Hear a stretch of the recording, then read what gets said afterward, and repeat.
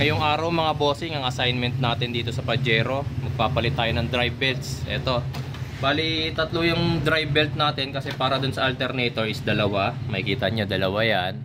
Tapos dito naman sa compressor natin is meron tayong isa. Okay, so makakapal pa naman yung belts natin, pero since nga dahil natenga to ng ilang taon, may possibility na kasi na nag-degrade na yung quality ng belt. Okay, so mahirap pag naputulan tayo. Kung sa compressor lang tayo mapuputulan, ang disadvantage doon, mawalan lang tayo ng aircon. Pero kapag sa alternator tayo naputulan mga bossing, yan yung medyo problema. Kasi unang-una is hindi na mag-charge yung ating alternator mga bossing. Syempre, the next thing, yung ating belt, yung ating water pump, and din yung ating fan. Hindi na yan iikot. So mag-overheat tayo mga bossing. So mahalaga na buo lagi yung ating mga drive belts. Ayan. Okay, so papalit natin yan ngayon. Bali mga bossing, para makapapalit tayo ng fan belts or ng drive belts, ang una nating luluwagan is ito, yung tensioner nitong ating belt para sa compressor, kasi siya yung nasa unahan. Hindi nyo matatanggal yung nasa likuran kung hindi nyo tatanggalin to. Okay, 14mm sa alternator kasi 12 eh. Sorry I admit mali po ako.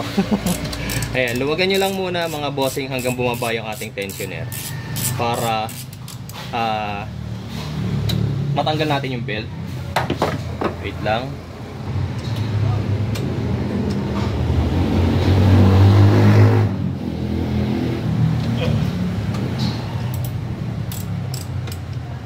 Ayan, makikita nyo nung naluwagan natin, bumaba na agad yung pulley, and yan, natanggal na natin yung belt.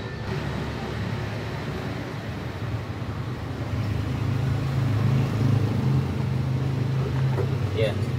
Okay. So makikita nyo maganda pa yung condition ng ating ng ating belt para sa ating compressor.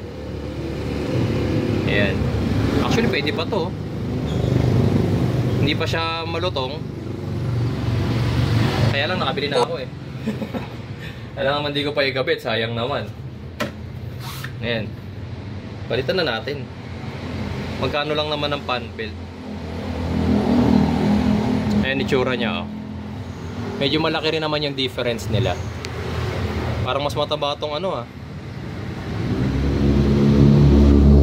Tama ba yung size na nabili ko? Wait lang, 3360.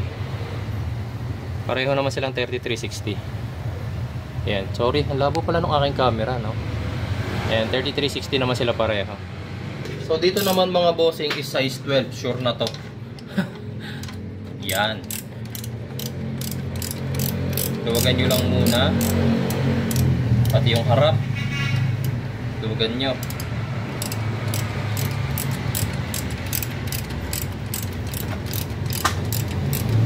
Pagdating dito sa alternator mga bossing, kung mapapansin nyo, kahit naluwagan na natin dito sa kanyang tensioner, hindi pa nauurong man lang yung ating alternator. Minsan mga bossing yung nasa ilalim, hindi pala minsan, madalas, pati yung bracket sa ilalim, sobrang sikip.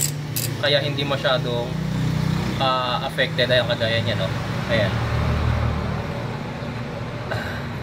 Tanggalin na kaya natin ang buo.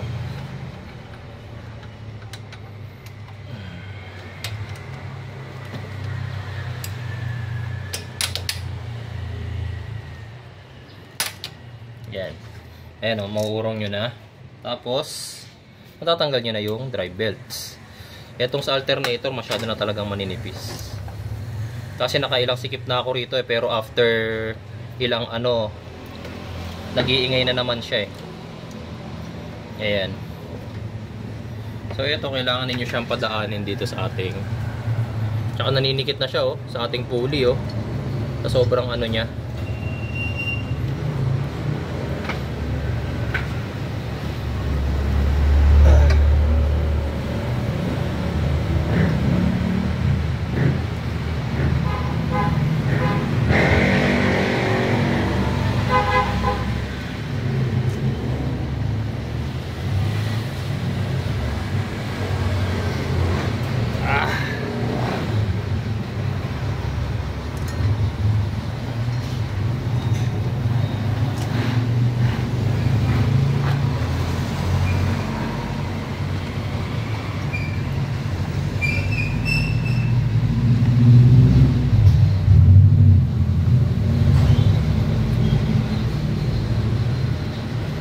makikita ninyo yung drive belt natin, yung isa kalbong-kalbo na, oh. Halos maubos na yung ipin. Yung isa medyo makapal pa, pero quality na rin to. Ngayon guys, kakabit na natin yung dalawang fan belt o yung alternator belt natin. Ito. So, padaanin nyo lang muna rito sa fan.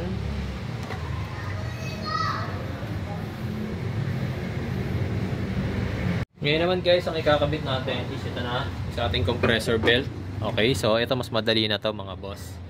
Okay.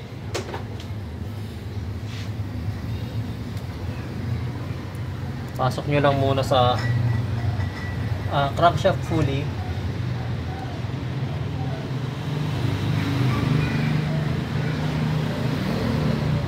Tapos, pasok nyo syempre sa compressor pulley.